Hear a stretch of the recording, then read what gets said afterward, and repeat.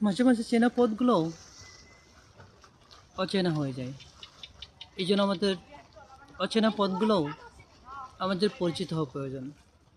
কারণ সময় আর কালের বিবর্তনে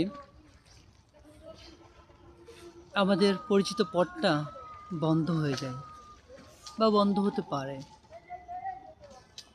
আর অপরিচিত পথটা আমাদের আপন হয়ে ওঠে। জীবনের লক্ষ্য স্থির করুন। বললাম ইস্তিফার